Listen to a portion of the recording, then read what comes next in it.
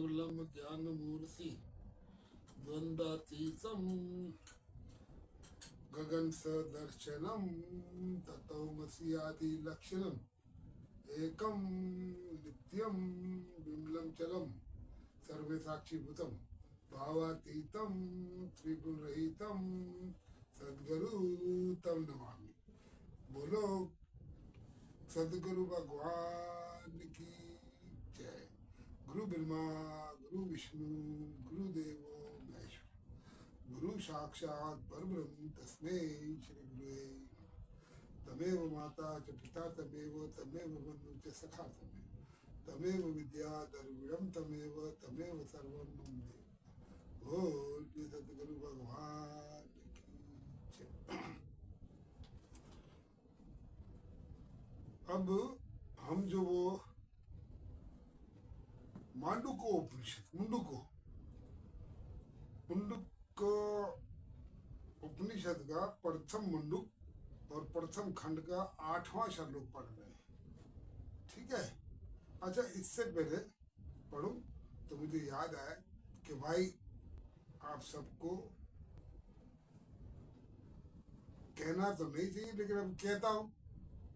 मेरा वो भाइयों बोला करो कि इसको सब्सक्राइब करो, लाइक करो और शेयर करो और आइकॉन बेल पे जाओ। बोलिए सतगुरु भगवान की। अच्छा, अब हम चलते हैं अपने कार्य की तरफ। अब ये 8वां श्लोक जो है वो हमें समझा रहा है, हम सबको समझा रहा है, जो हम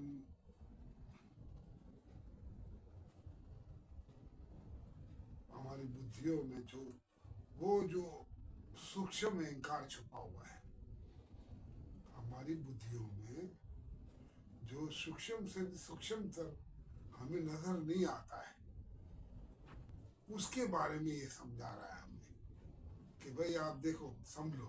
कैसे बता रहा है कि अविद्या के भीतर स्थित होकर भी अपने आप बुद्धिमान बनने वाले और अपने को विद्वान मानने वाले वे मूर्ख लोग बार बार आघात सहन करते हुए वैसे ही भटकते रहते हैं जैसे अंधे के द्वारा चलाए जाने वाले अंधे।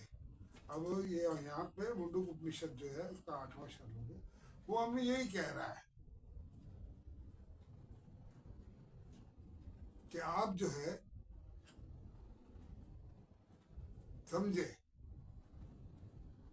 कि हम सत्संगों में जाते हैं, लोगों को प्रचार करते हैं और एक दूसरे से बहस भी करते हैं